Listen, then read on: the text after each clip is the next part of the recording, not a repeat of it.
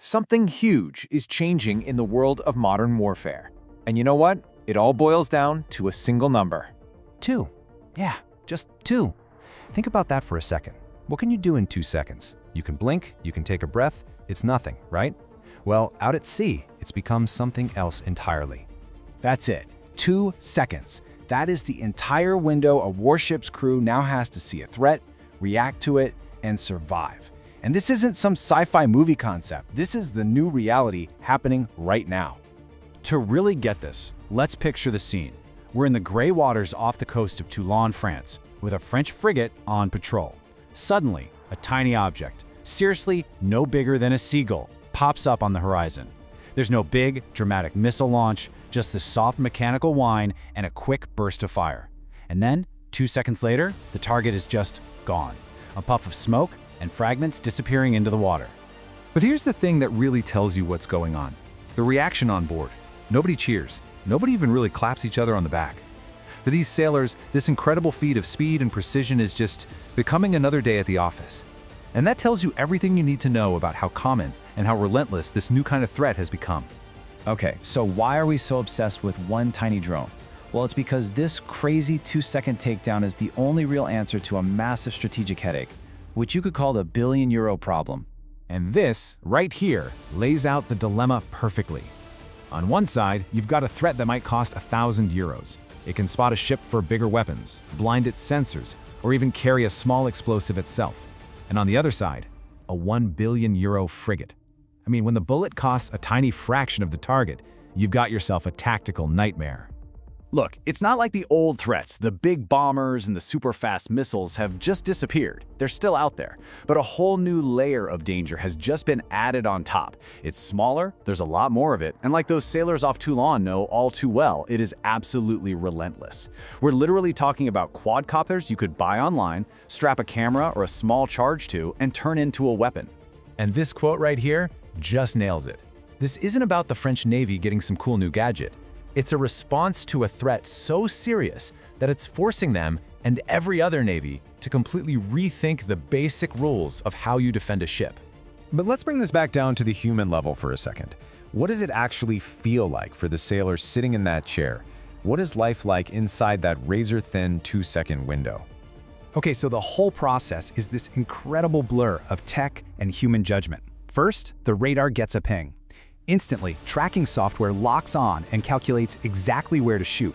But then, and this is the most crucial step, a human operator has to make the final call. They have to give that fire order. Only then does the gun actually engage. So the machine handles the impossible speed, but the ultimate responsibility, that's still on a person. So you see, it's not just about a guy pulling a trigger anymore. People are calling it a dance between the sailor and the machine. And that's a perfect way to put it. There's no way human reflexes alone could track a tiny, fast-moving drone and do all the math in under 2 seconds. It has to be this perfectly choreographed partnership, where the tech gives you the speed and the human provides the judgment. But here's the thing that might surprise you. Something a French sailor mentioned. The real goal isn't just to shoot faster. The goal is to not shoot at all. In the middle of all this high-speed technology, the most important skill is actually restraint. Knowing when to hold your fire is just as critical as knowing when to pull the trigger. Because, as he put it, the best shot is the one you never have to take. Now this gun is amazing, right? But you've got to understand it's not working alone. It's actually the final piece of a much larger puzzle, a multi-layered defense designed to create this kind of protective bubble around the whole ship. Think of it like this. Way out, you've got the outer layer of the bubble. That's your big, long-range missiles for things like jets.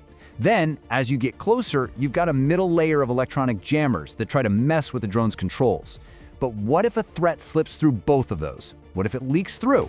Well, that's when you get to the inner core. That's where this gun comes in. I love how the source material puts it. The gun is the last hard shell of the ship's protective skin. It's that final physical stop when a threat is just seconds away from hitting you. It is, quite literally, the last line of defense. So of course this leads to the one quiet anxiety that the sailors talk about over coffee, not in the official press briefings. In a busy shipping lane with fishing boats and maybe even a civilian hobby drone buzzing around, what happens if the system gets it wrong? The political mess from shooting down a journalist's drone by mistake would be, well, you can imagine. And this is where it all comes together. Because this whole high-stakes drama playing out at sea, well, it's not just going to stay at sea. It's a huge signpost for where all of us are heading. You know, there's this pattern that repeats throughout history. Military technology eventually finds its way into the civilian world. And the logic they're developing right now to protect a billion-euro frigate, it's already being adapted to protect us, right here on land. I mean, really think about it. Systems based on this exact same idea are already being designed to protect all kinds of critical places. We're talking about airports, power plants, even stadiums during the Super Bowl or the World Cup. They all face the exact same problem. How do you stop a small, unauthorized drone? And that is the real takeaway here. The whole nature of conflict is changing. It's not just about tons of steel and huge armies anymore. The new front line is measured in the grams of a plastic drone and the gigabytes of its control software. And it can be piloted by someone sitting in their bedroom 1,000 miles away. Which leaves us with this one final, really tough question. The technology to shoot down a drone in 2 seconds is here.